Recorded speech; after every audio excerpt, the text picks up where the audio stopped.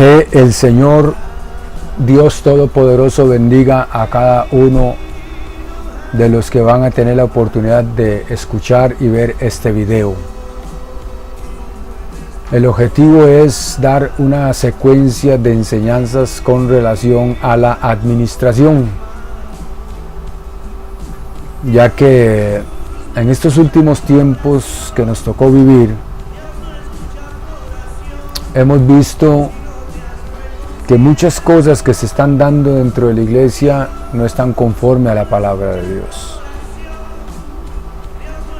Y es por esta causa que Dios me ha movido a través de su Santo Espíritu el compartir un poco al respecto de las consecuencias de una mala administración eclesiástica. Ya que por la gracia del Señor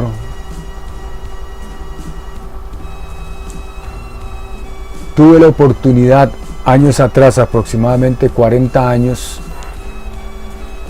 de conocer de una manera poderosa, extraordinaria, el Evangelio de Jesucristo. Era una época de avivamiento donde las iglesias buscaban la presencia del Señor con fervor. Hoy, dolorosamente, las cosas han cambiado radicalmente.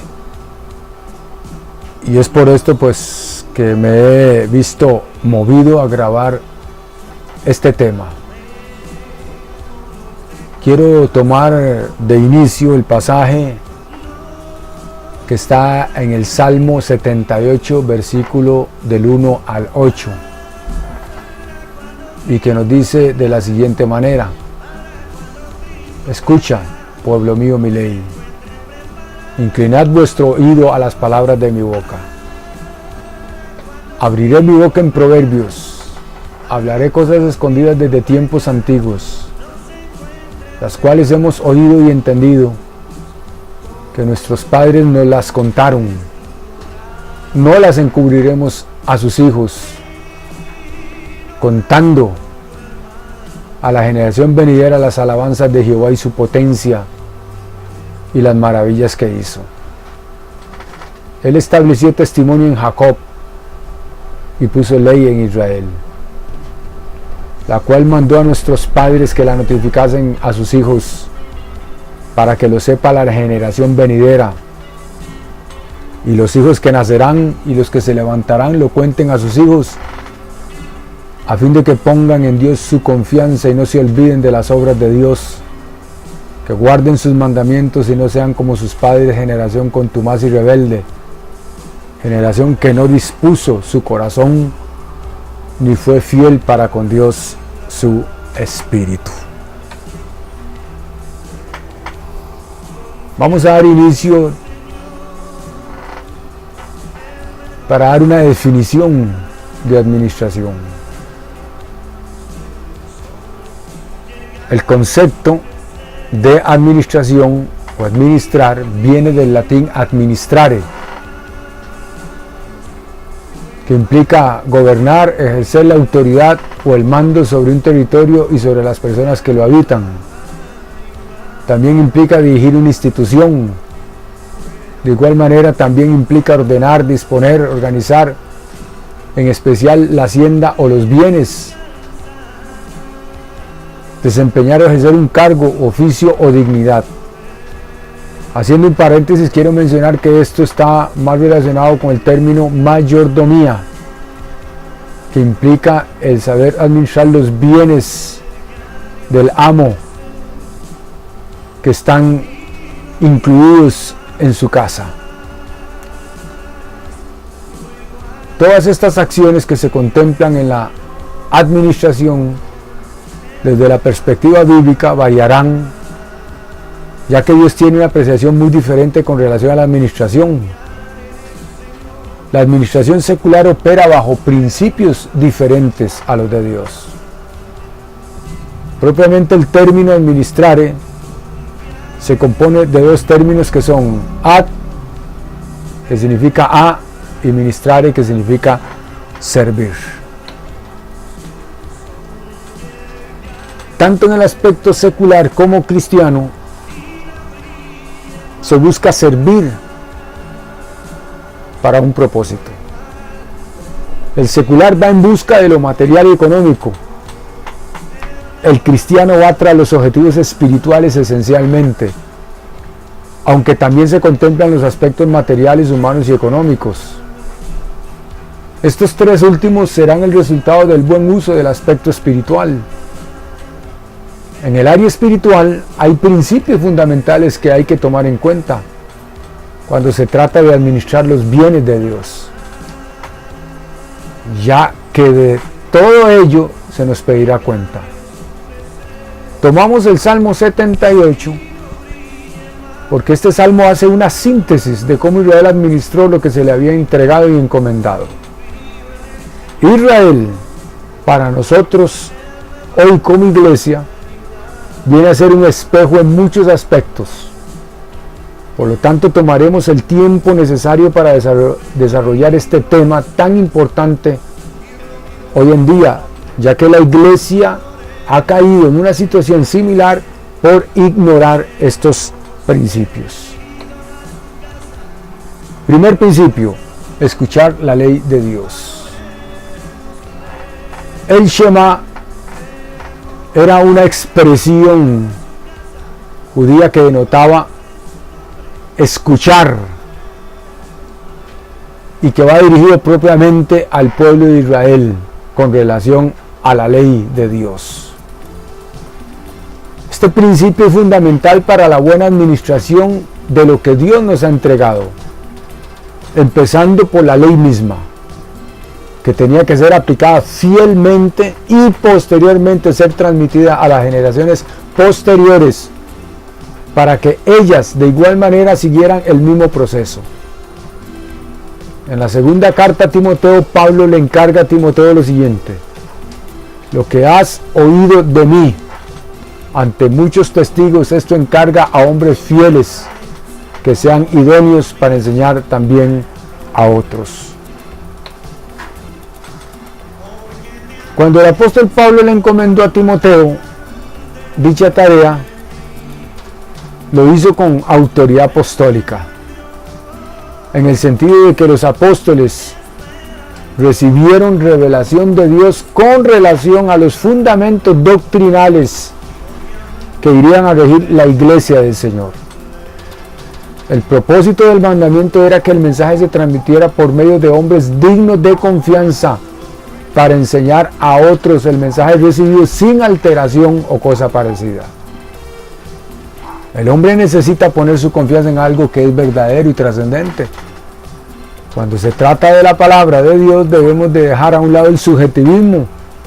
En otras palabras, mis apreciaciones personales, ya que la palabra de Dios no es de interpretación privada.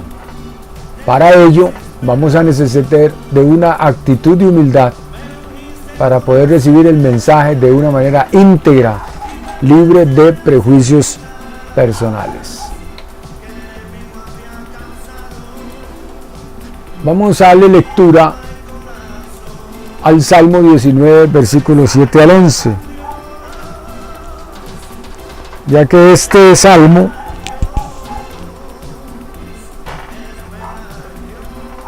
nos da testimonio de la naturaleza de la palabra del Señor, y nos dice así: la ley de Jehová es perfecta, que convierte el alma. El testimonio de Jehová es fiel, que hace sabio el sencillo.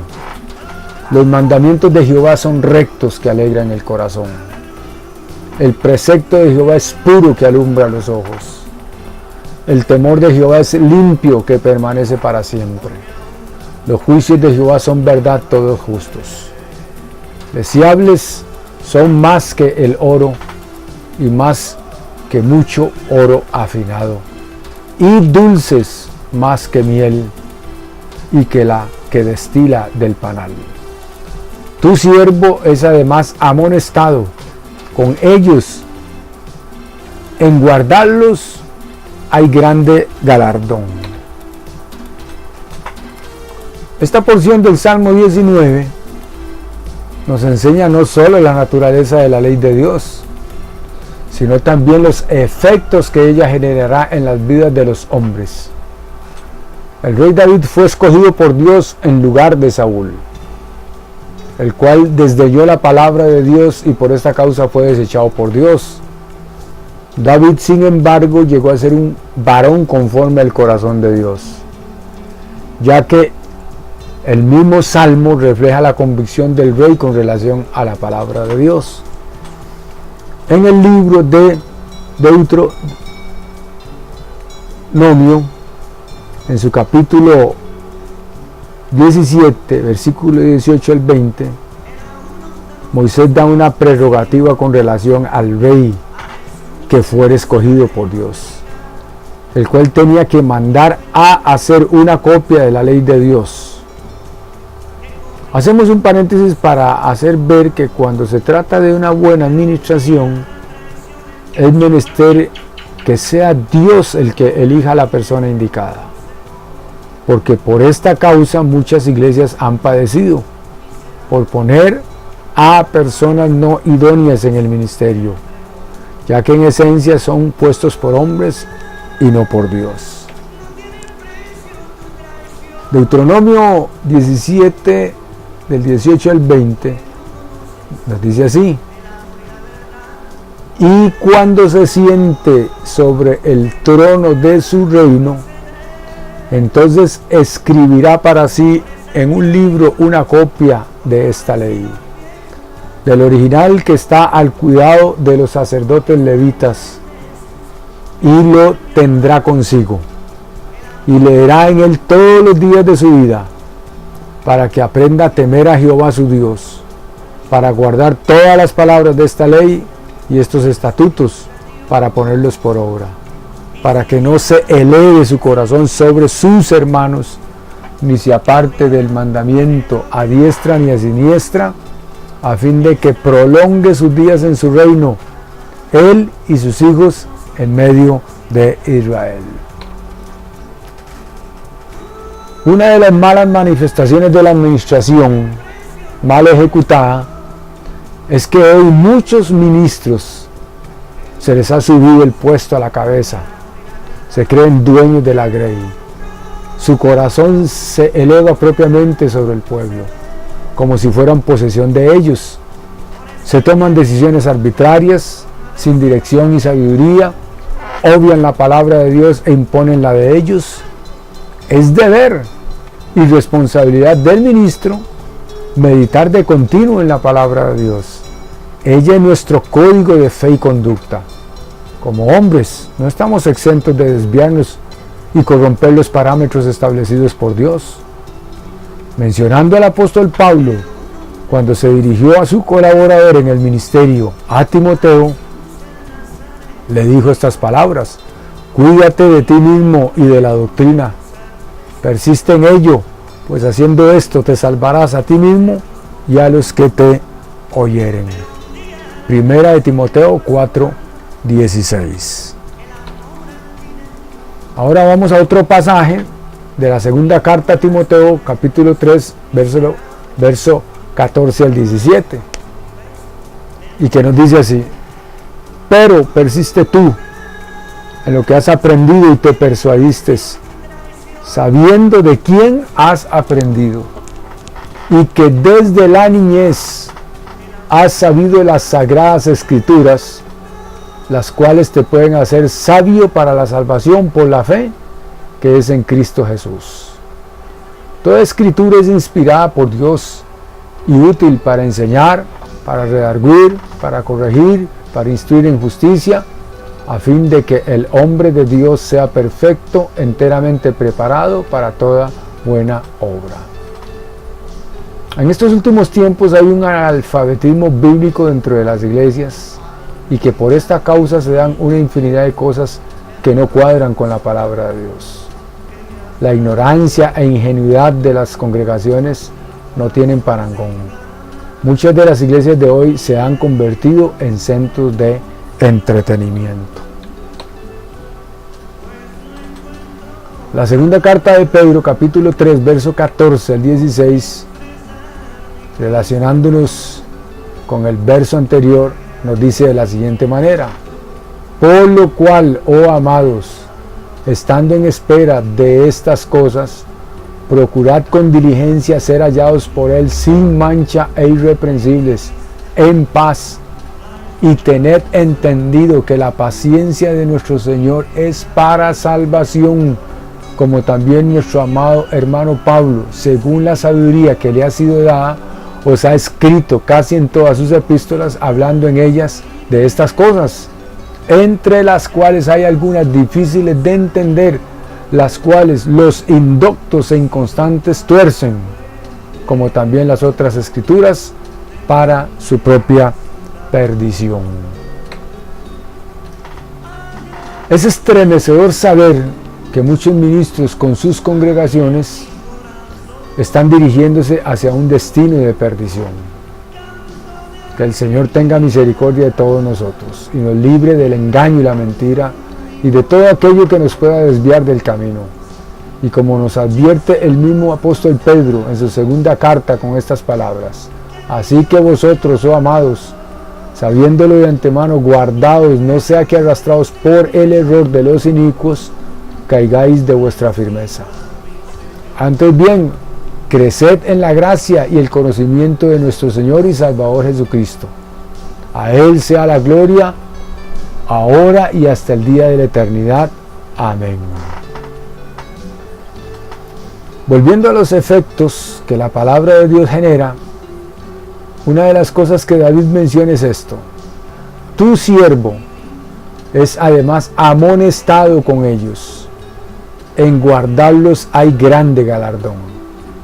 ¿Quién podrá entender sus propios errores? Líbrame de los que me son ocultos. Hay hombres que tienen la tendencia de creer que se conocen a sí mismos. Esto no es posible sin la ayuda de Dios. Creo que el primer pecado que se originó fue la soberbia, el orgullo, la altivez, la arrogancia y la prepotencia en el ángel de luz. Y una de las cosas que el rey David pidió a Dios fue el que lo preservara de las soberbias, para que no se enseñorearan de él y pudiera estar íntegro y limpio de gran rebelión. El encargo que Dios le dio a Josué fue enfático cuando le dijo las siguientes palabras: solamente esfuérzate y sé muy valiente para cuidar de hacer conforme a toda la ley que mi siervo Moisés te mandó. No te apartes de ella ni a diestra ni a siniestra, para que seas prosperado en todas las cosas que emprendas. Nunca se apartará de tu boca este libro de la ley, sino que de día y de noche meditarás en él, para que guardes y hagas conforme a todo lo que en él está escrito, porque entonces harás prosperar tu camino y todo te saldrá bien. Josué 1, versículos 7 y 8. Josué tenía una gran responsabilidad para con Dios y su pueblo.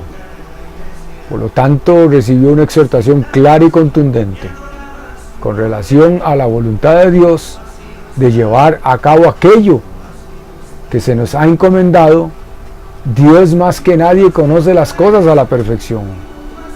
El tener una dependencia absoluta de Él es vital para el éxito de lo que emprendamos en el Señor. Porque en este respecto tenemos que dar prioridad a las prioridades de Dios y no a las nuestras.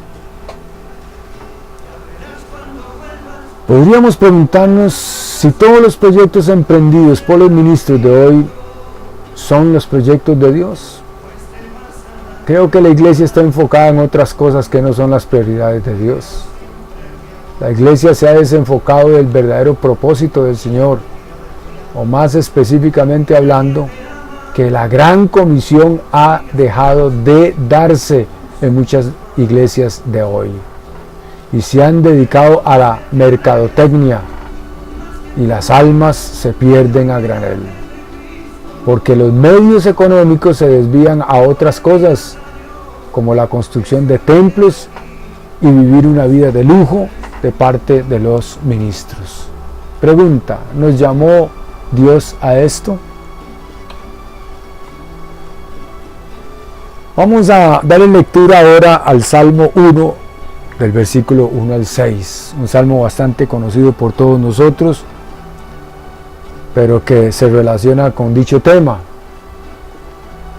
y que inicia con una bienaventuranza y nos dice así: bienaventurado el varón que no anduvo en consejo de malos, ni estuvo en camino de pecadores, ni en silla de escarnecedores se ha sentado, sino que en la ley de Jehová está su delicia, y en su ley medita de día y de noche.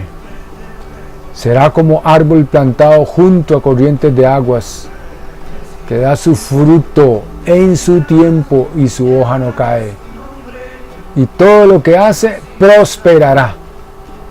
No así los malos, que son como el tamo que arrebata el viento. Por tanto, no se levantarán los malos en el juicio, ni los pecadores en la congregación de los justos. Porque Jehová conoce el camino de los justos, mas la senda de los malos perecerá.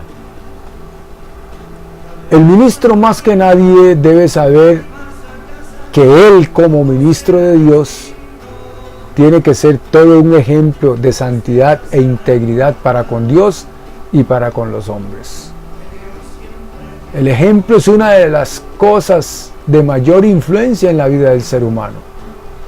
Nosotros hablamos más por medio de nuestro comportamiento que por medio de nuestra boca. Toda nuestra vida es una carta leída por todos los hombres.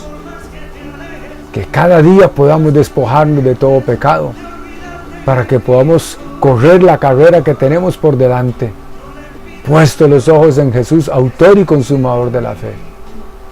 Si queremos hombres fructíferos en cuanto al ministerio, debemos optar por los requerimientos de la palabra de Dios. Hemos convertido el ministerio en un mero profesionalismo insípido y sin dinamismo.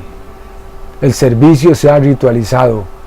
Hemos convertido el cristianismo en una religión más, cuando en esencia este se basa en una relación personal e íntima con Dios. Hoy se habla mucho del Espíritu Santo y de la unción que viene del mismo, pero sin embargo no queremos caer a la razón de que el Espíritu Santo, para llenarnos de su poder, utilizará la palabra que Él mismo inspiró en los hombres de Dios. A veces creemos que unción es sinónimo de emoción. Nada más lejos de la verdad que eso. El mismo Pablo lo dijo en su carta a los Romanos en su capítulo 1 y verso 16 de la siguiente manera: porque no me avergüenzo del Evangelio, porque es poder de Dios para salvación a todo aquel que cree, al judío primeramente y también al griego. Ahora bien, ¿cómo pretendemos tener el poder del Espíritu Santo si no escudriñamos la palabra de Dios? Vivimos engañados, no solo por nuestra naturaleza, no regenerada por la palabra, sino también por nuestras emociones. Caemos en el sensualismo y dejamos de ser espirituales. Ahora nos vamos a ir al libro de los Proverbios, de su capítulo 1, verso 22 y 23. Y se hace la siguiente exhortación: ¿hasta cuándo, oh simples, amaréis la simpleza? Y los burladores desearán el burlar, y los insensatos aborrecerán la ciencia. Volveos a mi reprensión. He aquí yo derramaré mi espíritu sobre vosotros, y os haré saber mis palabras. Este versículo confirma lo anteriormente dicho. Es necesario meditar en su palabra de día y de noche para que podamos ser buenos administradores de los bienes de Dios. Debe de existir la actitud adecuada hacia la palabra de Dios. Meditemos en las siguientes palabras: si clamareis a la inteligencia y a la prudencia dieres tu voz, si como a la plata la buscares y la escudriñares como a tesoros, entonces entenderás el temor de Jehová y hallarás el conocimiento de Dios. Proverbios 2, versículos 3 al 5. Relacionándonos con el mismo tema, vamos a hablar de la diligencia, según Proverbios 6, versículos 9 al 11. Y que de igual manera nos exhorta de esta manera: perezoso, ¿hasta cuándo has de dormir? ¿Cuándo te levantarás de tu sueño? Un poco de sueño, un poco de dormitar y cruzar por un poco las manos para reposo, así vendrá tu necesidad como caminante y tu pobreza como hombre armado. Este pasaje es revelador. Nos muestra el resultado de una actitud de pereza en el creyente en cuanto a conocer la voluntad de Dios por medio de su palabra. Hay creyentes que no saben qué hacer en ciertas circunstancias de la vida, ya que por falta de conocimiento perecen, no tienen la fe suficiente, ya que esa fe viene por el oír la palabra de Dios. Creen que solamente con escuchar los sermones van a ser sustentados. La Biblia nos exhorta a escudriñar las Escrituras de una forma constante. El libro de los Proverbios está lleno de exhortaciones con relación al conocimiento que viene de Dios. La sabiduría, hablando en primera persona, en el capítulo 8 y verso 14, nos dice: conmigo está el consejo y el buen juicio. Yo soy la inteligencia, mío es el poder. Por mí reinan los reyes y los príncipes determinan justicia. Por mí dominan los príncipes y todos los gobernadores juzgan la tierra. Yo amo a los que me aman y me hallan los que temprano me buscan. Esto lo podemos relacionar con el concepto del principio de administración. Necesitamos ciertamente que muchas cosas cambien radicalmente para el buen desarrollo de la obra de Dios en la tierra. El hombre secular ha sido un mal administrador de este planeta que está a punto del colapso social, moral, político y religioso. Y la iglesia ha sido llamada a marcar una diferencia en su estilo de vida en este mundo, que cada día se corrompe más y se degrada espiritualmente. Bueno, mis amados amigos y hermanos, aquí concluimos la primera parte del tema consecuencias de una mala administración eclesiástica. Queremos contemplar todos los aspectos posibles para que ustedes tengan una clara idea, un claro concepto de lo que implica administrar, y que tienen que tomarse en cuenta muchas cosas para que tengamos un conocimiento global, completo de dicho tema, y cómo evitar el que esa mala administración dañe más el cuerpo de Cristo. Que el Señor me los bendiga, y pronto estaremos llevándoles a cabo el estudio de la segunda parte de este tema. Que la gracia del Señor Jesucristo sea con cada uno de ustedes.